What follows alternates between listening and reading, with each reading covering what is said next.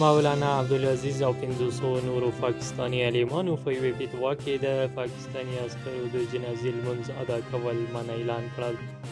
د پاکستان وزیر اعظم وایي له طالبانو سره مو خبرې د یو ټول شموله حکومت په جوړېدو روانې دي.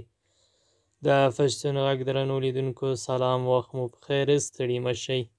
ستاسې پام راوړم د دې ساعت تازه او مهمو خبرونو ته. مولانا عبدالعزیز او 500 نورو پاکستاني عالمانو په یوې فتوا کې د پاکستاني عسکرو د جنازې لمونځ ادا کول منع اعلان کړل. دوی په اسلام آباد کې د طالبانو سپین بیرغ هم پورته کړی دی. وروسته له دې په پاکستان کې د ځینو عالمانو لخوا احتجاج او د جهاد اعلانونه اعلان کیږي، له کله راهیسې چې په افغانستان کې د طالبانو نظام راغلی او تیر جمهوریت نظام سقوط کړی دی.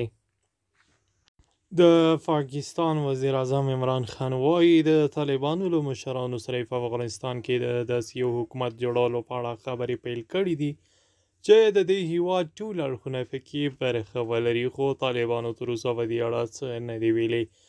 عمران خان د شنبې په ورځ پر خپل ټویټر پاڼه لیکلي چې د افغانستان د ګاونډیو هیوادونو له مشرانو، خصوصا د تاجکستان له ولسمشر امام علي رحماني سره د افغانستان په اړه اوږدې خبرې کړې دي. دی وایي ما د ټول ګډ حکومت جوړېدو په خاطر په افغان حکومت کې د تاجک، هزار او ازبک قومونو د شاملېدو لپاره له طالبانو سره مذاکرات پیل کړي دي.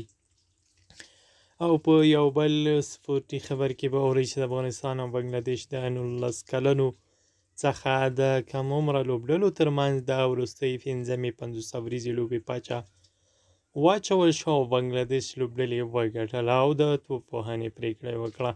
هیره دې نه وي چې له دې مخکې بنګلادیش 3 لوبې ګټلې دي او افغانستان 1 لوبه ګټلې ده. په 5 ورځنیو سیریز اخیري لوبه به نن ترسره کیږي. د پښتون غږ درنو لیدونکو دا و د دې ساعت مهم او لنډ خبرونه.